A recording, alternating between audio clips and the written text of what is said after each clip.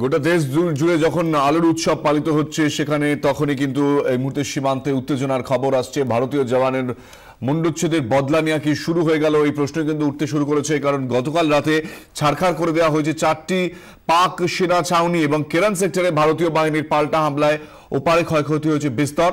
সেনা সূত্রে দাবি পাকিস্তানের প্রাণহানি ও নেহাত কম নয়, সেই সংখ্যা 20 ছাড়িয়ে যেতে পারে। শনিবারও এক ভারতীয় জওয়ানের মুন্ডচ্ছেদ করে জঙ্গিরা। পাক সেনার মদতে নিয়ন্ত্রণ রেখা পেরিয়ে এপারে ঢুকে ভারতীয় জওয়ান মনদীপ সিং এর জঙ্গিরা তাকে খুন করে এবং তার ক্ষতবিক্ষত দেহ উদ্ধারের পর থেকেই এই মুহূর্তে কিন্তু ক্ষোভের আগুন অন্য মাত্রা পেয়ে গিয়েছে। লাগাতার পাক উস্কানির সংঘর্ষ বিরোধী লঙ্ঘনে সম্প্রতি প্রাণ গিয়েছে 3 বিএসএফ জওয়ান এবং 4 ভারতীয় সেনার। তাই বদলা নেওয়ার দাবি ক্রমেই জোরালো হচ্ছে। শহীদ জওয়ান মনদীপ সিং এর স্ত্রীও একই দাবি তুলেছেন। প্রশ্ন উঠছে, গতকাল কেরান সেক্টরে পাকিস্তানের 4 সেনা ছাউনি ছাড়খাড় করে দিয়ে কি সেই বদলা নেওয়ারই পালা শুরু হলো? পাকিস্তানকে শিক্ষা দিতে আরো কঠিন পদক্ষেপ কি করতে চলেছে ভারতীয় সেনা?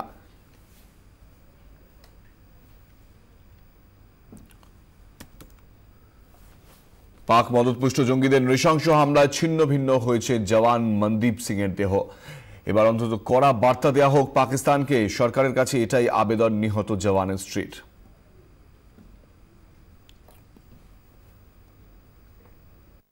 अपने पति की शहादत पे और सभी जिनकी शहादत हुई उनको सलाम करती हूँ। सभी देश के जवानों को जो वहाँ शहीद हुए। मेरे पति बहुत बहादुर थे। निवेदन सरकार से कि समझा दो पाकिस्तान वालों को, अगर समझते हैं ठीक है, नहीं तो खत्म कर दो हाथों से। कम रोज रोज तो दिवाली काली नहीं होगी ना सभी की।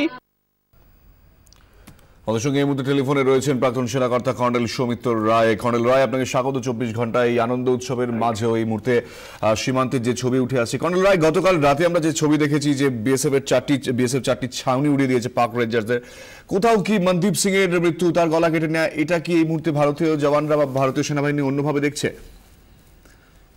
সব থেকে প্রথম 24 ঘন্টার মাধ্যমে আজকে শুভ দীপাবলিতে ভারতীয় সেনাবাহিনী আর ইউনিফর্ম সার্ভিসের যত সিকিউরিটি ফোর্স আছে তাদের আর তাদের ফ্যামিলিকে আমি দীপাবলির শুভেচ্ছা জানাচ্ছি।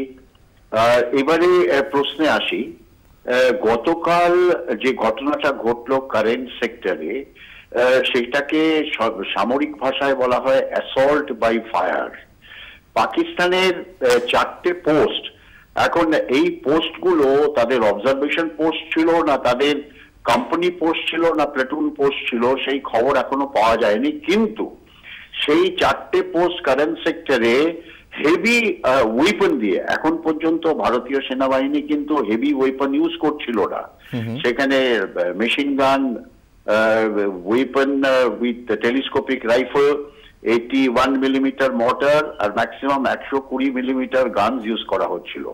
কিন্তু যখন আমরা বলি অ্যাসল্ট বাই ফায়ার, সেখানে ওই পোস্টগুলোর উপরে একটা এমন ধরনের ফায়ার করা গেছে, হয় সেখানে হেভি আর্টিলারি দিয়ে ফায়ার করেছে ভারতীয় সেনাবাহিনী, না হয় কোনো মিসাইল দিয়ে ফায়ার করেছে, না হয় বড় ওয়েপন দিয়ে ফায়ার করে টোটালি ডিস্ট্রয় করে দিয়েছে। এখন ওই পোস্টগুলোতে যতদূর আমার মনে হয় মিনিমাম তো 20 জনের পাকিস্তান সেনাবাহিনীর তো মৃত্যু হবেই, হয়তো তারও বেশি হবে। এবারে আসি যে এটা কি প্রতিশোধের ব্যাপার হলো, সিপাহী মনজিৎ সিং এর গলা কাটা নেওয়া? আমার মনে হয় এটা প্রতিশোধের একটা প্রথম ভাগ, অনলি ওয়ান ফেজ। দেখেন, আমি তো ইনফ্যান্ট্রি সোলজার, আমি জানি যখন একটা ব্যাটালিয়নের কোন সিপাহীকে এ ধরনের মিউটিলেট করা হয়, ওই ব্যাটালিয়নের কমান্ডিং অফিসার আর 800 জওয়ানের মনের মধ্যে কি হয়। 17 সিকেলাই একটা খুব দুর্ধর্ষ ব্যাটালিয়ন, তারা আমার মনে হয় ওই একটা মনজিৎ সিং এর প্রতিশোধের জন্য কম করে 10টা গলা কেটে নিয়ে আসবে, যেটা ফ্যামিলিও চাইছে। কিন্তু এটা ওভারঅল আমরা যদি দেখি, এটা কিন্তু অত্যন্ত খারাপের দিকে যাচ্ছে ভারত পাকিস্তানের সম্পর্ক। এই যে এই ফ্লেয়ার আপটা আমরা যা করব ওরাও করবে, ওরা করবে আমরাও করব, এই ফ্লেয়ার আপটা আমার মনে হয় যার এফেক্ট ম্যাক্সিমাম হচ্ছে ওই অঞ্চলের সিভিলিয়ান যারা চাষবাস করে বাসমতি চাল ইত্যাদি এই সময় বার করে, তারা কাজ করতে পারছে না, সিভিলিয়ান ক্যাজুয়ালিটি হচ্ছে, তারা রাত্রিবেলায় বাংকারের ভেতর গিয়ে আশ্রয় নিয়ে থাকছে। এই ব্যাপারটাকে যে করে হোক রিজলভ করা, কিন্তু পাকিস্তানের উপরে the ball is in the court of Pakistan. Colonel Roy ধন্যবাদ আমাদের সঙ্গে কথা বলার জন্য। প্রাক্তন সেনাকর্তা কর্নেল সৌমিত্র রায় আমাদের সঙ্গে ছিলেন। এই মুহূর্তে আমাদের সঙ্গে রয়েছেন আরো এক প্রাক্তন সেনাকর্তা ব্রিগেডিয়ার প্রবীর সান্যাল। আপনাকে স্বাগত ব্রিগেডিয়ার সান্যাল। যে ছবি আমরা গতকাল দেখেছি যে ভারতীয় সেনা জওয়ান তার মুন্ডচ্ছেদের পর এবং যেভাবে কেরন সেক্টরে হামলা চালানো হয়েছে, ভারতীয় সেনাবাহিনীর তরফ থেকে যেভাবে পাল্টা জবাব দেওয়া হয়েছে, আপনি কিভাবে দেখছেন এই পাল্টা জবাবকে? না, এটা আমাদের বুঝে নেওয়া উচিত। পাকিস্তান থেকে রিপিটেড প্রভোকেশন আসছে, আর আমরা এতদিন ধরে আমরা একটু ডিফেন্সিভ ছিলাম, আমরা সঙ্গে সঙ্গে রিয়াক্ট করতাম না।